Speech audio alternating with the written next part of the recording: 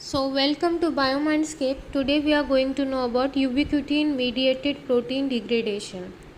Now all eukaryotic cell need to break down old damaged or misfold protein, and it is essential for maintaining a proper cell function. So there are two main systems for the protein degradation, that is the lysosomal and proteasomal. So the lysosomal, it is used an acidic enzyme to digest the protein, and proteasomal use highly specific ATP dependent mechanism to degrade the protein. So the structure of proteasome consists 20S proteasome, that is a core particle, and it is cylindrical barrel shaped complex.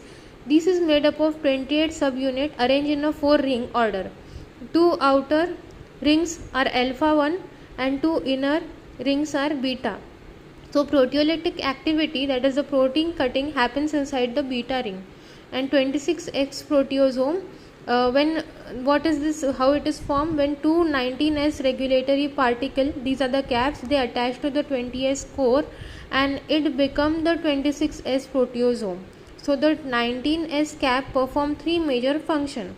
First is recognize and binds to the polyubiquitinated protein. First one, 19S cap first recognize and bind to the polyubiquitinated protein. Then it remove the ubiquitin chain so that it can be reused. Then it unfold the protein and feed it into the 20S core for degradation. Now what is this ubiquitination? Ubiquitin is a small protein. It is made up of 76 amino acids that act like a tag to mark other protein for destruction. The process of attaching ubiquitin to a target protein is called ubiquitination. There are various steps of ubiquitination activation where E1 enzyme, here the ubiquitin is activated by an enzyme E1. So ubiquitin activity enzyme here is E1, and E1 is used for ATP to form a high energy bond with the ubiquitin. Then the second step is the conjugation, where the E2 enzyme, the activated ubiquitin, is transferred to E2.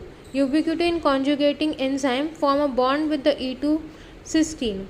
Then the final step, that is the ligation, which occurs where E3 ubiquitin ligase identify the protein to be destroyed, and it helps to transfer the ubiquitin from E2 to the lysine residue on the targeted protein, and this form an isopeptide bond between the ubiquitin and the protein. So multiple ubiquitin molecule can be attached one after another to form the polyubiquitin chain. There are various types of ubiquitin. They are mono, multi and poly. So the mono ubiquitin consists of one ubiquitin is attached here. Then multi-ubiquitin contain multiple ubiquitin are attached at a different site. Here we can see here two different sites containing the multi-ubiquitinylation. Then polyubiquitinylation, it consists a chain of ubiquitin. It is attached at a single site, usually signal degradation by the proteasome. So the role of 26S proteasome in degradation is the 26S proteasome identify a particular protein that have the polyubiquitin chain. Means many ubiquitin, a chain of ubiquitin which is attached at a single site usually, and signal degradation by the proteasome is done.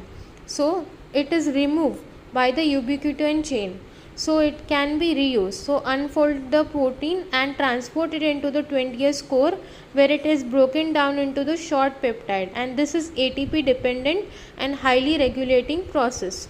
There are types of E3 ubiquitin ligase. The two main major classes of E3 enzymes are ring family and Hecht family. The ring family, in this E3 act as a scaffold. Ubiquitin is directly transferred from E2 to the targeted protein, and HECT family, here E3 is first receive the ubiquitin from the E2 and then it transferred to the targeted protein. Then ubiquitin is equal to the tag for destruction. Your proteasome is a machine that destroy the targeted protein, and the whole system ensure the damage misfolded and no longer needed of the protein are efficient for breaking down. So what is we have known a little bit about the ubiquitin introduction. Now we will know in details about this ubiquitin, what is it and what is protein degradation. In eukaryotic cell, regulated protein degradation is essential for removal of misfolded or damaged protein and controlling the protein level during the cell cycle. So elimination of the protein after they have completed their function is important. So two main degradation system are lysosomal degradation and ubiquitin proteasome system.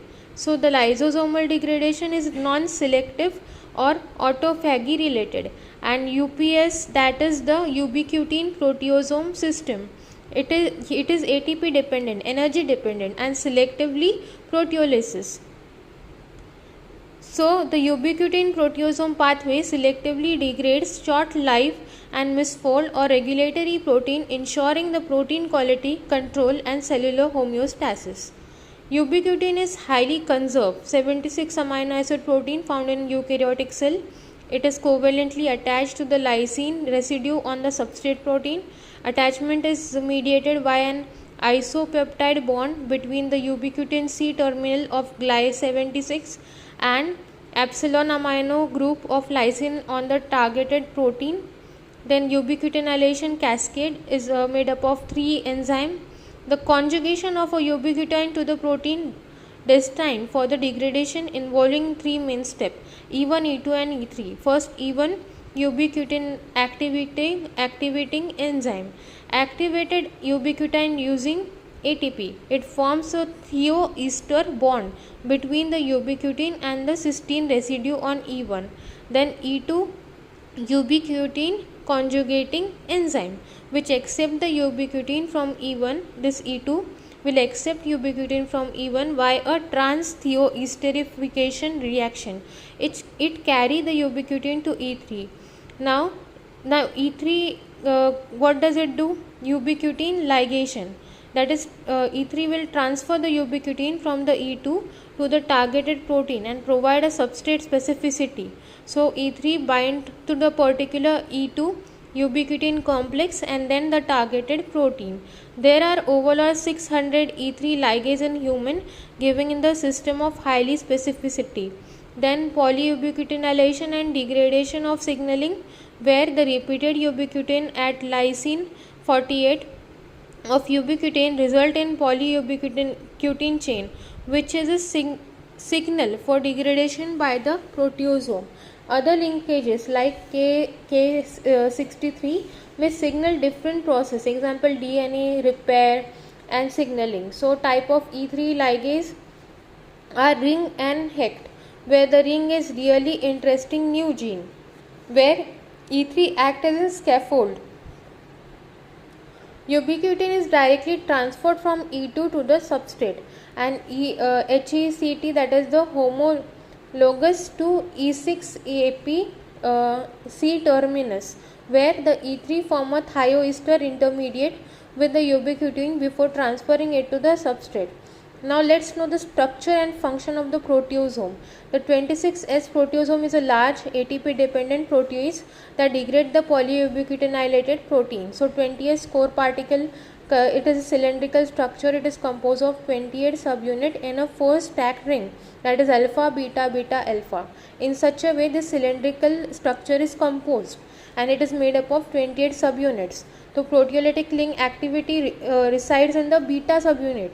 The activity of the proteolytic activity is it is present in the beta subunit, and it form a chamber where the protein are degraded into the peptide, which is approximately 7 to 9 amino acid. Then 19S regulatory particle are present. They are the RP, 19S RP, the cap on both the ends of the 20S core to form the 26S proteasome, and its function to recognize the polyubiquitin chain, remove the ubiquitin, unfold the protein using the ATPase, and translocate the substrate into the 20S core. So the 19S cap contain ATPase subunit that use energy to unfold the substrate and open the gate of the 20S core. Now the protein is tagged with the polyubiquitin chain, which is K48 linked, and it recognized by the 19S cap of the 26S proteasome.